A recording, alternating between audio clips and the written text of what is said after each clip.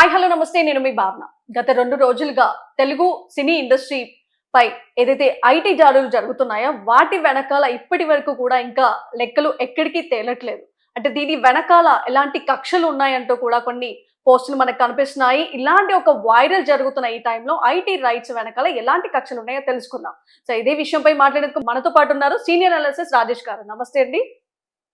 Sir చూస్తున్నాం మనం 2 రోజులుగా ఇప్పుడు దాదాపు ఇవాళ మూడో రోజు అని చెప్పుకోవచ్చు. ఐటీ రైట్స్ వెనకాల ఎలాంటి కక్షలు ఉన్నాయి అంటే మనం రాజకీయ కక్షలు అనుకోవచ్చు, సినిమా ప్రముఖుల కక్షలను కూడా అనుకోవచ్చు. మరి దీని వెనకాల ఉన్న అసలు విషయం ఏంటి?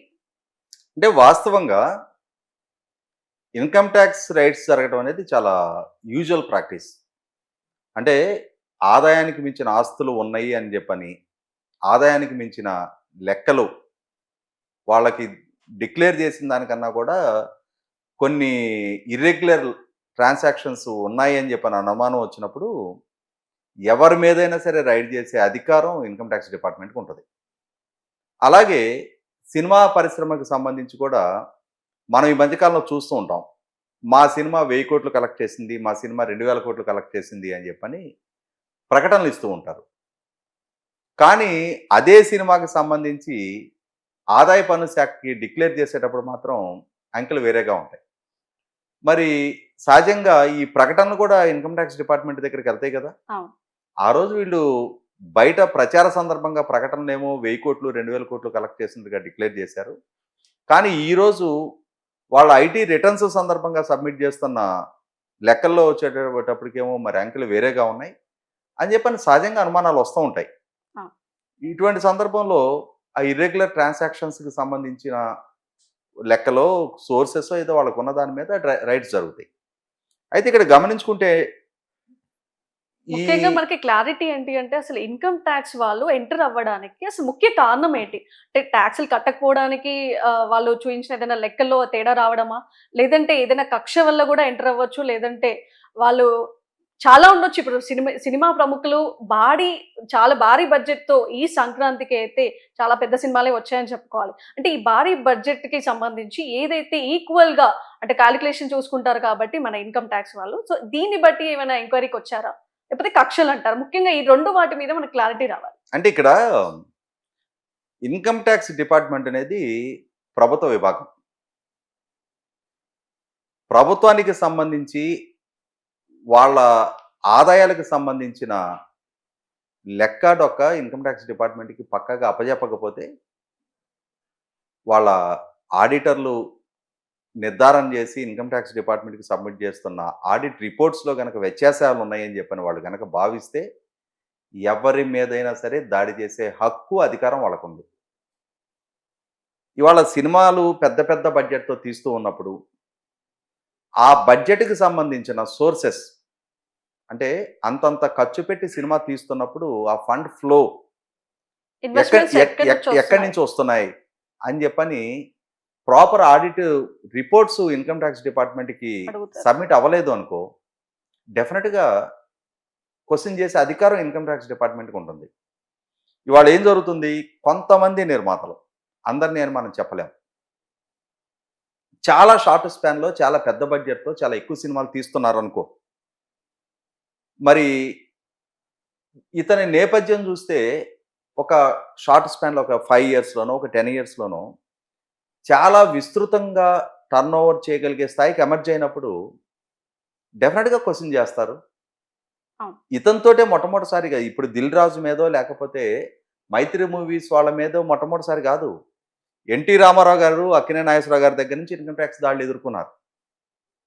చిరంజీవి గారి దగ్గర నుంచి, అంటే ఒక్క సినిమా ఇండస్ట్రీకే కాదు కదా, అంటే ఇప్పటివరకు రియల్ ఎస్టేట్కి సంబంధించిన వ్యాపారస్తుల మీద దాడులు జరిగాయి, పెద్ద పెద్ద పారిశ్రామికవేత్తల మీద దాడులు జరిగాయి. గతంలో రామ్కీ గ్రూప్ చైర్మన్, ప్రస్తుతం వైసీపీ రాజ్యసభ సభ్యుడిగా ఉన్న అయోధ్య రామరెడ్డి గారి మీద దాడులు జరిగాయి. హెట్రో సంస్థల మీద, అరవిందో సంస్థల మీద దాడులు జరిగాయి. దేశంలో చాలా పెద్ద పెద్ద పారిశ్రామికవేత్తల మీద, చాలా పెద్ద పెద్ద వ్యాపారస్తుల మీద, రాజకీయ నాయకుల మీద దాడులు జరిగాయి. కాబట్టి ఇన్కమ్ ట్యాక్స్ డిపార్ట్మెంటు వాళ్ళకున్న సోర్సెస్ మీద ఎవరినైనా ప్రశ్నించే హక్కు వాళ్ళకుంది. వాళ్ళు ప్రశ్నించినప్పుడు వాళ్ళకి సమాధానం చెప్పి తీరాల్సిన బాధ్యత కూడా దేశంలో ఏ పౌరుడికైనా ఉంటుంది. ఇవాళ ఒక సాధారణ ప్రభుత్వ ఉద్యోగి లేదు ఒక ఐటీ ఎంప్లాయీ వాళ్ళ అంటే 3 లక్షలు దాటిన ఆదాయ పరిమితి మీద ట్యాక్స్ పడుతుంది అనేది ఒక స్లాబ్ ఉంది అనుకో. ఆ స్లాబ్ దాటిన ఆదాయం నమోదు చేస్తున్న ఎవరినైనా సరే పిలిచి ప్రశ్నించే హక్కు ఇన్కమ్ ట్యాక్స్ డిపార్ట్మెంట్కి ఉంటుంది. వాళ్ళకి వివరణ ఇచ్చి తీరాల్సిన బాధ్యత పౌరుడి మీద ఉంటుంది. అటువంటప్పుడు దానికి కక్ష సాధింపు అని చెప్పనే ప్రచారం జరగటమే, అంటే వాళ్ళు ఎంటర్టైన్మెంట్ ఫీల్డ్లో ఉన్నారు కాబట్టి కొన్ని లింకులు. ఇప్పుడు ఆయన తెలంగాణ ఫిల్మ్ డెవలప్మెంట్ కార్పొరేషన్ చైర్మన్గా దిల్ రాజు గారు ఉన్నారు కాబట్టి, అంటే కాంగ్రెస్ ప్రభుత్వంలో ఒక నామినేటెడ్ పోస్టులో ఆయన ఉన్నారు కాబట్టి, ఇప్పుడు కేంద్రంలో భారతీయ జనతా పార్టీ ప్రభుత్వం ఉంది కాబట్టి దానికి ఏదో పొలిటికల్గా కలరింగ్ ఇచ్చే ప్రయత్నం చేస్తారు. వాస్తవంగా దిల్ రాజు కాంగ్రెస్ ప్రభుత్వంలో ఒక నామినేటెడ్ పోస్టులో ఉంటే ఉండుండొచ్చు. మైత్రి మూవీ మేకర్స్ వాళ్ళకేం రాజకీయ ఎఫిలియేషన్స్ ఉన్నాయి? వాళ్ళకేం రాజకీయపరమైన ఎఫిలియేషన్స్ ఏం లేవు కదా. అయితే ఇక్కడ వచ్చే ప్రశ్న ఎక్కడంటే, ఆ మధ్య అయోధ్య రామరెడ్డి గారి మీద ఇన్కమ్ ట్యాక్స్ దాడులు జరిగినాయి. దాడులు జరిగినప్పుడు వాళ్ళు ఇచ్చిన పంచనామా రిపోర్ట్ అంటారు. అంటే ఇన్కమ్ ట్యాక్స్ దాడి పూర్తయిపోయిన తర్వాత మీడియాకు ఒక ప్రెస్ నోట్ ఇస్తారు. ఈ దాడి ద్వారా మేము 400 కోట్ల రూపాయల నగదు పట్టుకున్నాము, 1200 కోట్ల రూపాయల ఇర్రెగ్యులర్ ట్రాన్సాక్షన్స్ మేము ఐడెంటిఫై చేశామని చెప్పని రామ్కీ సంస్థల మీద చేసిన దాడి సందర్భంగా మీడియాకు ఒక బులెటిన్ ఇచ్చారు. 400 కోట్ల రూపాయల నగదు అంటే వైట్ ట్రాన్సాక్షన్స్ కాదు. మరి ఆ నగదుకు సంబంధించి ఎక్కడొక్క వాళ్ళు ఏం వివరణ ఇచ్చారు? వీళ్ళు ఎక్కడ సంతృప్తి చెందారు?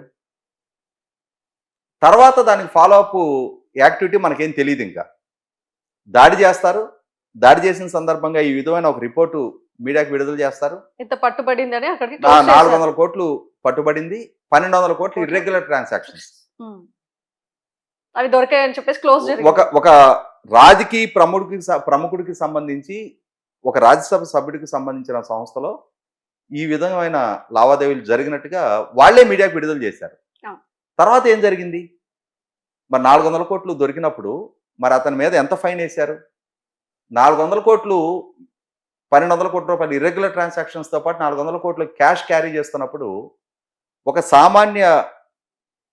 సగటు ఉద్యోగి దగ్గర ఒక 50 లక్షల కోటి రూపాయలు అతని దగ్గర అన్డిస్క్లోజ్డ్ ప్రాపర్టీసో ట్రాన్సాక్షన్స్ దొరికితే అతన్ని పొట్టలో పేగులతో కూడా బయటికి లాగుతారే.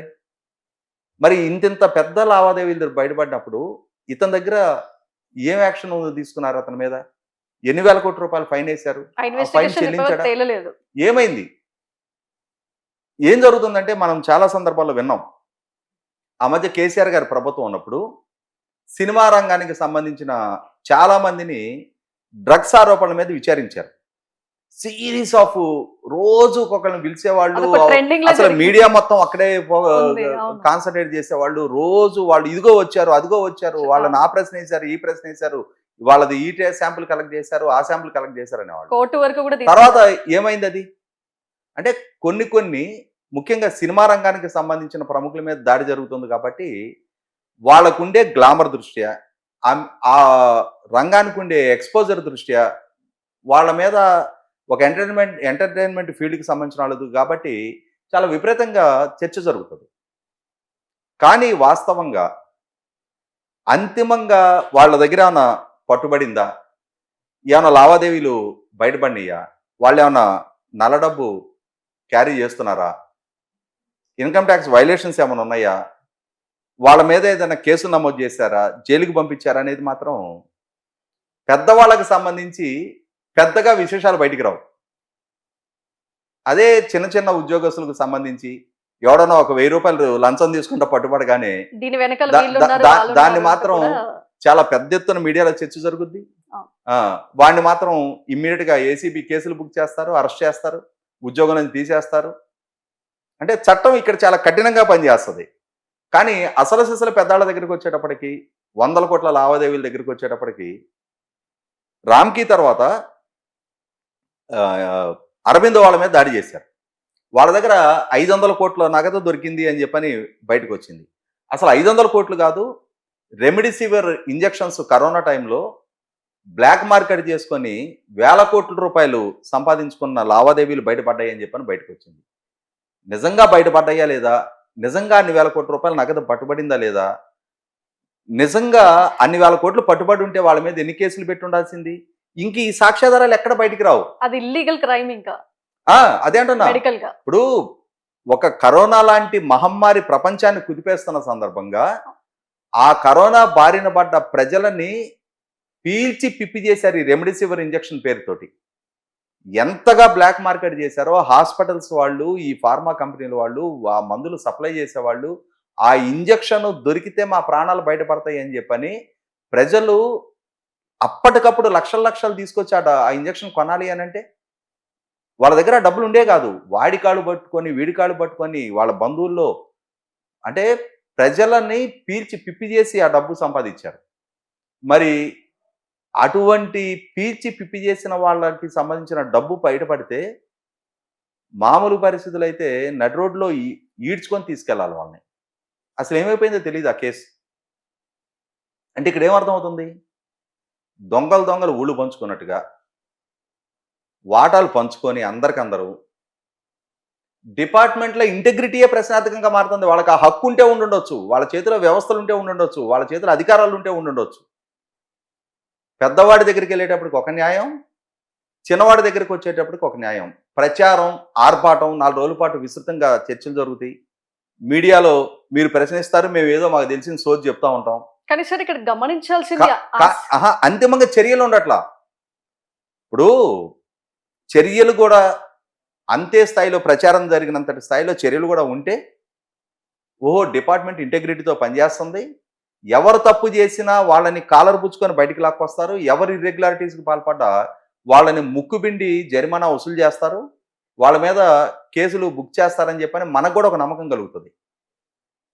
ప్రచార ఆర్భాటం తప్పితే చర్యలు శూన్యమైనప్పుడు 4 రోజులు విస్తృతంగా మీడియాలో చర్చ జరిగితే ఇప్పుడు ఇది కూడా అంతే.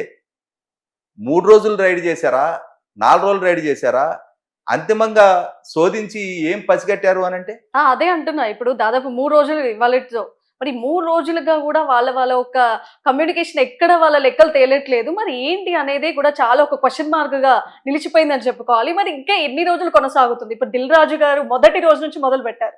మొదటి రోజు నుంచి కూడా దిల్ రాజు గారితో మొదలు పెడితే మైత్రి మూవీస్ అయిపోయింది, సుకుమార్ గారు కూడా ఎంటర్ అయ్యారు, ఆయన ఇంటిపై కూడా దాడులు మొదలు పెట్టారు. ఇప్పుడు ఎక్కడా కూడా అంటే లైన్ లో క్యూలో ఉన్నారు అందరూ, కానీ దిల్ రాజు గారిది తేలలేదు. ఆయన ఫ్యామిలీ, కూతురు వాళ్ళందరూ వాళ్ళ ఇంట్లో కూడా జరిగింది, ఆఫీస్ లో జరిగింది, అది అంతా జరిగింది. అది తేలక ముందే మైత్రి మూవీస్ అన్నారు, దాని తర్వాత సుకుమార్ గారి దగ్గర కూడా వచ్చారు, కానీ ఇంకా తేలట్లేదు. ఎవరిది ఒకటి క్లోజ్ అయిన తర్వాత ఒకటి అంటే కొన్ని బృందాలుగా వీళ్ళు డివైడ్ అయిపోయి మాత్రం మొదలు పెట్టినట్టు విషయం మనకు తెలుస్తుంది. కానీ దీని ప్రకారం చూసుకుంటే ఈ లెక్కలు ఇంకా ఎన్ని రోజులు అంటే ఇక్కడ నేను అదే చెప్పింది, కొద్ది రోజులు ప్రచార ఆర్భాటం అంతే.